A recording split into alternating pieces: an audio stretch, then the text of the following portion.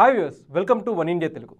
అమెరికాలో 2024, 2025 మధ్య భారతీయులపై వైలెన్స్ మరియు హెయిట్ క్రైమ్స్ గణనీయంగా పెరిగాయి. FBI డేటా ప్రకారం 2021లో 1139 క్రైమ్స్ జరగగా 2022లో కొంచెం తగ్గి మొత్తం 902 క్రైమ్స్ జరిగాయి. కానీ 2024, 2025లో మళ్ళీ పెరిగాయి. కాలిఫోర్నియాలో మాత్రమే హిందూ టెంపుల్స్పై అటాక్స్ 227% పెరిగాయి. సో ఈ వీడియోలో ఇండియన్ స్టూడెంట్స్కి మరీ ముఖ్యంగా మన తెలుగు వాళ్ళు ఎలాంటి జాగ్రత్తలు తీసుకుంటే మంచిదో ఎక్స్ప్లెయిన్ చేస్తాను. ఎప్పుడు పరిసర ప్రాంతాలు గమనిస్తూ చాలా జాగ్రత్తగా ఉండండి, అప్రమత్తంగా ఉండండి. హెడ్ఫోన్స్ పెట్టుకొని వాక్ చేయొద్దు. రాత్రి అవుటింగ్స్ అవాయిడ్ చేయడం మంచిది. గ్రూప్స్లో మూవ్ అవ్వండి. మీ ప్రాంతంలో ఏదైనా హింసాత్మక సంఘటనలు జరిగినప్పుడు సిటిజన్ వంటి యాప్స్ లేదా సేఫ్ ట్రెక్ వంటి యాప్స్ని డౌన్లోడ్ చేసుకొని వాటిని ఉపయోగించండి. వాటి ద్వారా రియల్ టైమ్ అలర్ట్స్ కూడా పొందవచ్చు. సేఫ్ ట్రెక్ యాప్లో ఒక బటన్ ఉంటుంది. మీరు ప్రమాదంలో ఉన్నప్పుడు ఆ బటన్ నొక్కి ఉంచండి. వదిలినప్పుడు మిమ్మల్ని ఒక కోడ్ అడుగుతుంది. మీరు ఇవ్వకపోతే అది పోలీసులకి మీ లొకేషన్ పంపిస్తుంది. పాస్పోర్ట్, వీసా, ఐడి కార్డ్స్ అన్నీ కూడా సేఫ్గా ఉంచుకోండి. డిజిటల్ కాపీస్ని గూగుల్ డ్రైవ్లో లేదా సురక్షితమైన క్లౌడ్లో స్టోర్ చేయండి. క్యాష్ ఒకే చోట దాచకండి. బ్యాంక్, క్రెడిట్ కార్డ్ డీటెయిల్స్ ఎవరితో కూడా షేర్ చేయొద్దు. 2 ఫ్యాక్టర్ అథెంటికేషన్ ఖచ్చితంగా ఎనేబుల్ చేసుకోండి. రెసిస్టాన్స్ లేదా హేట్ ఇన్సిడెంట్స్ ఎదురైతే వెంటనే 911కి కాల్ చేయండి. కాలిఫోర్నియాలో సిఏ వర్సెస్ హేట్ హాట్లైన్ 1833-866-4283 లేదా FBI tip line 1800 call FBI 1800-2255-324కి రిపోర్ట్ చేయండి. ఇండియన్ స్టూడెంట్ అసోసియేషన్స్లో జాయిన్ అవ్వండి. ఇవి సపోర్ట్ సిస్టమ్గా పనిచేస్తాయి. ఫ్యామిలీ, ఫ్రెండ్స్తో రెగ్యులర్గా అప్డేట్స్ షేర్ చేయండి. మీ లొకేషన్ని ట్రస్టెడ్ కాంటాక్ట్స్తో షేర్ చేయడానికి ఫైండ్ మై లాంటి యాప్స్ని ఉపయోగించండి. ఒంటరితనం లేదా మెంటల్ హెల్త్ ఇష్యూస్ ఫేస్ చేస్తే యూనివర్సిటీ కౌన్సిలింగ్ సర్వీసెస్ లేదా భారత కాన్సులేట్ని సంప్రదించండి. ఉదాహరణకి 7 కప్స్ అనే యాప్ లేదా వెబ్సైట్ ద్వారా వాలంటీర్స్తో ఉచితంగా మాట్లాడవచ్చు.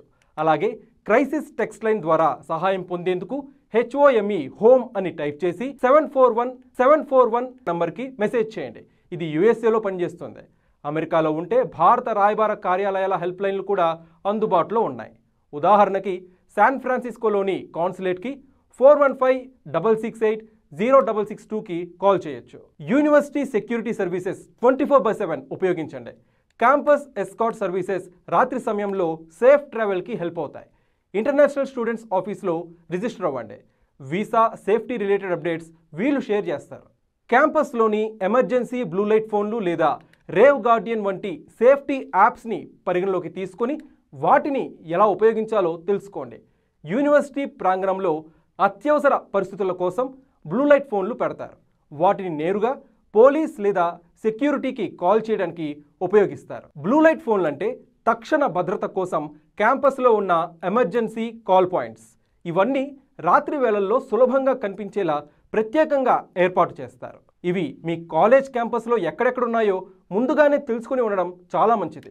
మీరు ప్రమాదంలో ఉన్నప్పుడు, ఎవరైనా వెంటాడుతున్నారు అని అనిపించినప్పుడు లేదా ఎటువంటి అత్యవసర పరిస్థితి వచ్చినప్పుడైనా ఈ ఫోన్లో బటన్ నొక్కగానే అది నేరుగా క్యాంపస్ పోలీస్ లేదా సెక్యూరిటీతో కనెక్ట్ అవుతుంది. మీ లొకేషన్ వెంటనే వారికి తెలియజేస్తుంది.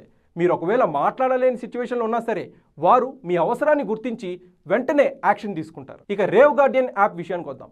రేవ్ గార్డియన్ ఇది ఒక సేఫ్టీ యాప్. మీ లొకేషన్ ట్రాక్ చేయడం, ఎమర్జెన్సీ అలర్ట్స్ పంపడం, సేఫ్టీ నెట్వర్క్ కల్పించడం వంటి ఫీచర్స్ ఈ యాప్ కలిగి ఉంటుంది.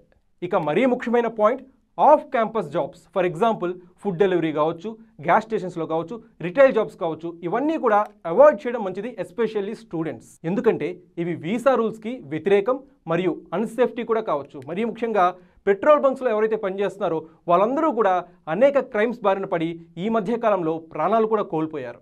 ఇక హేట్ క్రైమ్స్కి వ్యతిరేకంగా మీ రైట్స్ తెలుసుకోండి. యుఎస్లో డిస్క్రిమినేషన్కి వ్యతిరేకంగా చట్టాలు కూడా ఉన్నాయి. For example civil rights act.